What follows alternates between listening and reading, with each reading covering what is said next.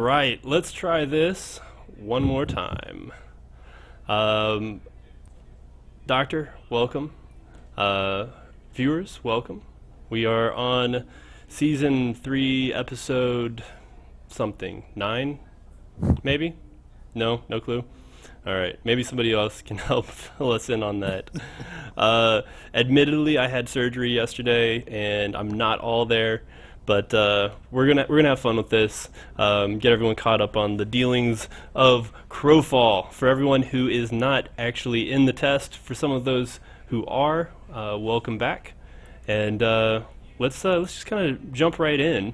That's good. Yeah, Ace did a December Q&A. You had a chance to look over that. Why don't you give us a little bit of a brief overview of what was going on? Yeah, so they had essentially three-ish topics. They talked about the UI and the ability to customize that in your key bindings and controls. They talked a little bit about how time is going to progress in game, which was somewhat interesting. They talked about how maps are going to work and the mini-map and Fog of War. And they gave us a little hint towards what is going to be coming in the December update, this rumored December update. So hopefully we'll get to talk about that a little later and see if we can refine our guesses. I think we can figure it out. I mean, come on, how smart can these Ace guys really be? I mean, exactly.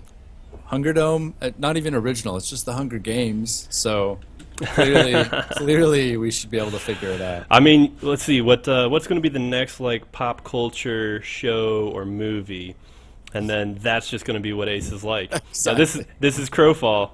Welcome, guys. Oh man, Right. and that's the last time Artcraft ever talked to us. Exactly. Um, Exactly. so yeah, I mean that's kind of the big one. You didn't really see anything we can really argue about, though, did you? Not really. I mean, the UI part was fairly straightforward. They want customizations. It's going to take time. Yep. What more can you say? The time part was. I mean, I guess it's. I wouldn't say it's not interesting, because they confirmed a couple sort of little things like that. It wouldn't be a one-to-one mapping with the real world time, so you're not going to just end up playing the same cycles of day Yeah. every time you're online, which is kind of nice, but not a huge concern of mine. And I'd be more interested in hearing maybe what the point of the different night versus day, what changes in that. But that wasn't really addressed. I mean, yeah, I mean, and those are some good questions because we know that they want to build all of these knobs. They want to be able to change things and Right. make these campaigns not feel static but a little bit more dynamic. So I mean, at night, is hunger more pronounced? Is your vision reduced? I mean, how far down the rabbit hole are they going to go, or is it just going to be night? Exactly. Darkfall, when it turned nighttime, I mean, either you turned your gamma to like 1,000%, or you just couldn't see anything. Right. And that was kind of cool. I don't know that that's necessarily the friendliest way to go about it. Right. But we have seen them tackle being blinded, reducing your actual vision in game. Exactly. As opposed to just watching your character sit there and not do anything. That is an interesting to take a tiny, tiny tidbit and turn it into a discussion somehow. That is interesting to me that like night has always been pretty tough in games because there is always the ability to just turn up your settings, and that has inevitably made a lot of games that try to do some cool darkness effects not that interesting. I remember playing in the very first versions of DayZ, where yeah, it would be grayscale basically, but you could make it so that you saw everything at night, and that was sort of half the challenge. So it'll be interesting to see how that is affected, and I guess it'll probably tie. My guess is it definitely would also tie into sort of their other topic on mini maps and on how far you can see how the fog of war affects you. That could be interesting, as if your draw and perception distance were reduced at night. Might be nice. Yeah. Might be a good challenge. Nice little element in there, and I don't know what sort of demand that what sort of stress that puts on either the client or the server, whether that Right. makes it any more difficult to do. Um, Again, I'm not quite sure how they're able to change everything. I would assume there'd be just color sliders or something. I mean, do you have Right. thoughts Exactly. on how they'd handle that? For honestly, I don't. Blickstev, That's how a would you tough handle one. this if you were going to do it? Hook us up. Give us the deets. Um, so that I mean that was, as you said, it was pretty straightforward little Q&A that we had. Nothing too crazy coming out of Right. it. Um, and then let's see, what were some of the other things? Artcraft put out another little lore piece. They're talking about Malachi, Lord of the Shadows. Creepy Um, artwork god. creepy artwork god. So, Billy Garrison, great work on the UI. We really have appreciated how that's continued to grow and evolve. Man, this concept art is pretty terrifying because when you look Yeah. at it and you see a guy who is lowering a spider into someone's ear. I mean, we're talking about some of the worst things you could possibly do Right. to somebody. The only thing This that is would like classic nightmare material. Like people go to sleep being like, I will wake up happy tomorrow if no spiders were near me in the night. But you never know because you're asleep. And so that is really terrifying. uh, the only thing that would make it worse is if she were awake. Yeah, That would be the only thing that I could see making that worse. So, that's true. you know That what? is If true. she was like wide-eyed, man, that'd just ugh. No thanks. Yeah. I'll, Well, I'll, that I'll take what's behind door number 2. I don't care what it is. You ever Um, notice? Let me put something out there. You ever notice that there are no like fantasy games always have spiders in them? There are other things that scare people, but spiders have this weird staple in MMOs and fantasy games, which I think is hilarious because they are such a common phobia, and yet they seem to be super present. Hilarious segue that I'm sure will come back to bite me. Once upon a time, I played World of Warcraft, and we had a person in the guild who had to essentially follow other members around because she was so terrified of spiders that if she had spider quests that needed doing, she would just set her character Oh to my follow, gosh. and people would protect her to help her complete them because she couldn't be around for it. Oh And man, it's that sort of stuff is not uncommon, and yet those things are in so many games. they're in everywhere. I mean, you got spiders, you've got wolves. I mean, I'd say those are probably the two most prominent mobs. Or Right. animals tabbed to be enemies, or and all early. It always ends up as a dragon. I guarantee you, spiders have killed more people than dragons. Just Yeah. want to throw that out there. Probably Um, true. So that it's the lore. We have fun with it. We always appreciate the artwork. Artcraft could start selling these giant posters if they ever really wanted to. They would look great on people's walls. Yeah, I have right next to the camera this nice little wall right here. It Mm-hmm. could use some artwork. I'm just saying, I've got a lot of see wall that. space, a lot of wall space. Then again, it's then they'd actually be like, oh well, you can buy these. I'm like, whoa. I don't, Whoa, I've- wait, money! I Money. thought you were gonna give Yeah. them to me. No, I've got more wall space than I have money. Um, Exactly. okay, not really a discussion piece, but more of just a little bit of information. Um, Another thing came out was Artcraft has actually dismissed all of their moderators and are now going through and bringing in moderators from outside the community who will still be doing volunteer work, but they've just given up. They've given up on trying to utilize the community to police itself. There's some leaked information from a private chat, and it turned into what it was. And it's sad to see this sort of approach not work. We'd love to be able to just keep everything in house, be able to rely on our community to try and do everything they could for the betterment of our community. Right. But sadly, alas, it shall not be. So, yeah. Hashtag drama is right. Yeah. Well, and we were talking about this a little bit before the show.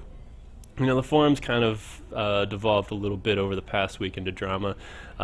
People, they love playing the game. They do have some, questions about, how this is going to work with the client side model as opposed to the server side model. We've been told, hey, client side. What's the word I'm looking for? Prediction. Client side prediction is coming this week. So I know that being one of the biggest complaints / concerns, it's something that Ace is addressing. So fantastic news there. Looking forward to that. I think it's important.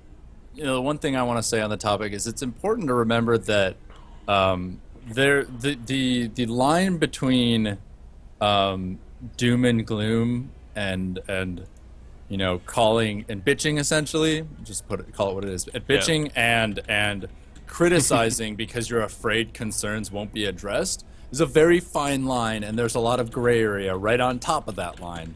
But I think it's really important to remember that they are they're people who say that there's no evidence that Ace is paying attention to us and is engaged in the community are just frankly insane.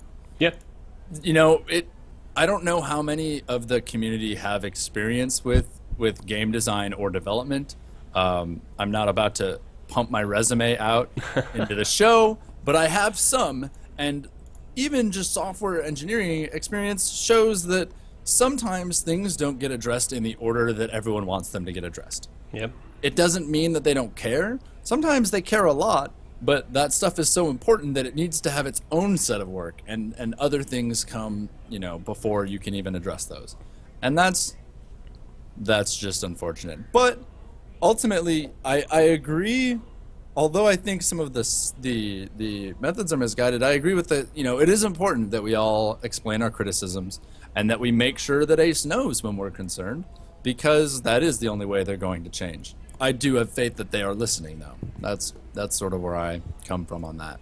Yeah. No, and from everything that I've been able to witness from Artcraft and their approach to designing this game and running the community is, they listen, but they even said it, guys, we're going to focus on the game right now.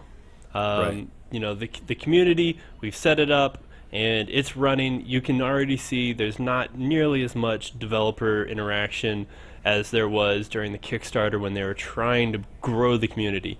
Now, you know what? The community's it's doing its thing, and they're focusing on the game. And what I see is they're in the test. They're interacting with people. They're listening to people. They're still looking for what are the big things? What are the things that we can quickly and easily tackle while continuing our development process. Exactly. And so I think that's where we will continue to see their attention go. I don't expect to see them weighing in on different guilds bickering over whatever it might be that they're bickering over. I mean, I don't see them going and stooping into those conversations. Well, and something else to note, and something that I may not always do this, but sometimes I remember to think this, is that you can argue on the forums all you want with every person on the forums that disagrees with you, but the devs aren't taking a poll. If they read a handful of the responses, they're going to have their opinion based on the evidence you give. You can only do so much, and it gets to a point when, it's probably better to just make a topic, state your position clearly, and let everyone else bicker and leave it. Because even if 100 people tell you you're an idiot, if you're making a good point, the devs will read that, and that's the best you can hope for. You can't prove it. Todd probably doesn't scan the threads, or Blickstev doesn't scan the threads and say, oh, well, he really shut that guy down. That was a smart counterpoint 10 pages in. We got to do this now. Yeah. No, you'll probably get, first page, second page, and then last page. And Exactly. I mean, because what do you want them focusing on? Do you want them focusing on going through and seeing who was right, or do you want them focusing on designing the game, building the game? Exactly. All of those elements. And so, you know, people are really, some people are really upset because they really crave that affirmation. Oh, you know what? I was right, and look, this Artcraft guy told me I was right. Screw you guys. Which, ironically enough, we're going to get into. But Artcraft's not here for that. They're going to be working on this game. So, it is what it is. Speaking of being right, let's talk about this December update. Yes. The December update. Um, Somebody even said something. Oh, it's like, oh, this isn't going to be their December update. It was like, yeah, no, I mean, we aren't there yet. We've So, what I mean, so that December update. you had some you had a few gripes Yeah. Well, directed first let's. directed towards the venerable J. Todd Coleman. Well, my ego says when in the Q&A, sorry, when he said that the closest guess he's seen is permadeath, and that happens to be a top post on the forums, and we've had a number of guesses on the show. I don't think he's watching the show. I'm convinced that we're closer than he admitted, but that's just me patting myself on the back, really. I'll pat you on the back as well because I'm pretty sure that between us, I think one of us hit on it. I think we've got to be at least as close as permadeath. Yeah, I think Blixtev is probably watching somebody else's stream conveniently right now. Exactly. He doesn't want to give anything away. Nope, not at all. I mean, recap real quick. We talked about the hunger. Talked about the hunger. We talked about potentially affecting EKs. We talked about needing to survive on a scale beyond just a single campaign. Yep. What else? We talked about a lot of other things as well that I can't quite remember. Yeah. The one thing that I see people continue to bring up is them creating persistence from campaign to campaign. Maybe they'll allow you to transfer whatever buildings you built or whatever gear you have on you or whatever it might be. Not directly. Again, it would go against their core concept, which is to create a new, fresh, and relatively equal footing for everyone involved every time a new campaign starts up. So, but they could. yeah. There is. I do still want to point out that it is a possibility that the success in the campaigns, rather than being tied to future success in future campaigns, could be tied to a secondary success track, if you will, like the tournaments or something else. Maybe there is a persistent metagame, but winning the metagame never helps you with campaigns. So you can always still just do campaigns and be awesome and have a fair shot at campaigns, but maybe there's still an Uncle Bob in this other world that the campaigns feed back into. I don't know. That's Yeah. a possibility. But anyways, I do want to bring up for the people who didn't get a time to see the Q&A, the hint that we got was that it is not permadeath. Then there were, well, that was a clarification. There were sort of two hints in there. First, it was not permadeath, but they said, and I quote as best as I can, that in the system that they're working with, that presumably they're going to expose in the December update, there is some way that you could lose a character, but it is not traditional permadeath. So there's that.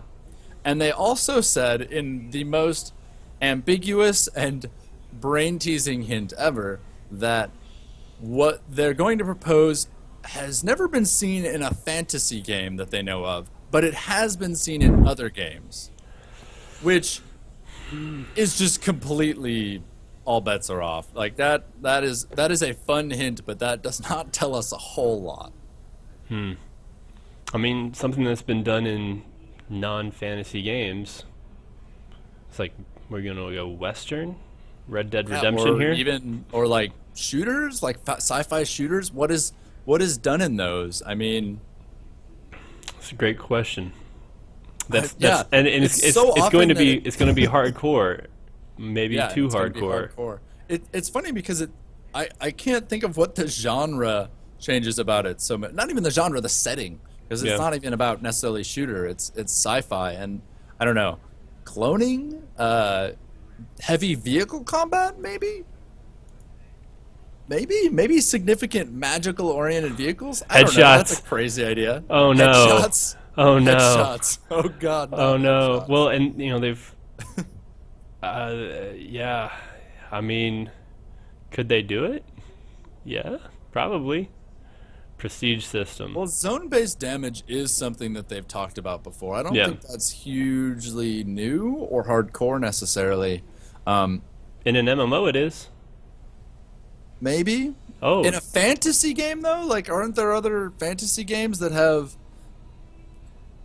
zone-based damage? Not necessarily MMOs, not necessarily whatever, but chival. Well, I guess those I are don't more. know. I don't know a whole lot of fantasy games. Yeah, I don't know a whole lot of fantasy games that have headshots. Yeah, that's true. Viking here is bringing up Prestige um, as an Oh, alternate. like the re-leveling Yeah, system. That is something that I guess is fairly common in shooters and stuff, but Yeah. not in fantasy MMOs. yeah. But I wonder though if the fantasy aspect is like they didn't say you haven't seen it in many MMOs. You've seen it in other games. They said specifically in fantasy games, and that is quite a tease. Like what is I don't know. I could just my mind is spinning on this one. I mean, we have fun with it. And I mean, I think everyone's excited for it. Vehicles. I want to see vehicles. I think everyone's excited for it. Let's see, what day is it? Today's the first. We've got next week and the week following, and then I really doubt they would want to do a big news drop the week of Christmas. Right. So I mean, we're looking They're at probably we're looking at the next 2 weeks to, well, technically three, seeing as how it's Tuesday. I wouldn't expect it this week. I'd say week of the 6th or week of the 13th, we're going to start seeing some of this news that they're talking about. And then they're going to go off to their Christmas locations, and the Crowfall community is going to melt. It's just going to melt. Pretty much. We're going to What did we see, do? yeah, we are going to see people losing it, and all of these poor moderators who've never dealt with Crowfall folks. Man, it's going to be nuts. Yeah, do you think we get Xmas off? Yeah, I do actually. I do think you guys are going They to said get. they took Thanksgiving off. Yeah. They're going to take Thanksgiving, but not Christmas. Oh, Gordon is giving you an. Well, I mean, you've got to think of this. Gordon's probably there about 26 hours a day. He sleeps between 27 and 29. There you go. Man, that guy, if ever I'm, oh, and he's here, so never mind about that conversation. If ever I have to like try and communicate to them about, hey, can we get some questions answered or something like that, man, I'll send that off, and I'll be like, it's like 11:30, I'm gonna send this off. I get a response at like 1 a.m. And then I see him posting on the forums at like 5 the next morning. I'm like, holy crap! Right? I mean, You don't need much sleep, I guess, yeah, in theory. vampirism, right? Exactly. Exactly. One thing that we probably should have updated people on was there is a still existing donation campaign going on for one of the Crowfall members. I'm sure everyone's heard about it. It's for Nocturnal Demise. I won't destroy everyone with it. There's the link, but Keegan announced that the Serrated Guild and the Freelands of Azure coalition had actually mustered up a Kickstarter for it that they're going to give away to a random donator. And by all means, if you can, if you want to, go ahead and donate. But I say they did already randomly select one of the donators. That individual being announced live is, I'll just link his forum account so you guys can go send him congratulations and beg him for the Kickstarter for it. Jaredar, you are our winner, and you were last seen active at 5:22 p.m. Let's see. He's also located in the Netherlands, so probably not going to see him until tomorrow. However, Keegan, good luck getting in touch with him. So yeah, we definitely appreciate it. It was a project that I took on, and I was glad I was able to help with. I think we've raised a little over $700 that Knox said he's been able to put towards some furniture and getting himself set up with the computer so he can actually get back to doing freelance work, because as an artist, if you want to do freelance work, you need a computer. So glad to see that he was able to get himself set up a little bit this holiday season. And yeah, that was really about the extent of what I've got. Doc, are you gonna try and jump in the alpha test? I might, we've got some time. I might hop in there. Well, or I don't know. yeah, sadly with yep, there we go. Sadly, I need to get into a more reclined position. Right. Yeah, I've got a nice little 3-inch incision on my side here, so I'm gonna go lay down. But guys, thank you for watching Crowns and Crows. Thanks for hanging out. Thanks for chatting with us. As always, Gordon and Thomas, it's good having y'all around. And we'll get either Doc here hosted or another member of the Crowfall community. Yeah, if you're not in the testing yet, go ahead. People are having fun. And it is pretty good time. yeah, we'll definitely see you. We'll see you All there. bugs aside, it can be entertaining. And hopefully I'll be a little bit more lucid next week. So, all right, have a good one, y'all.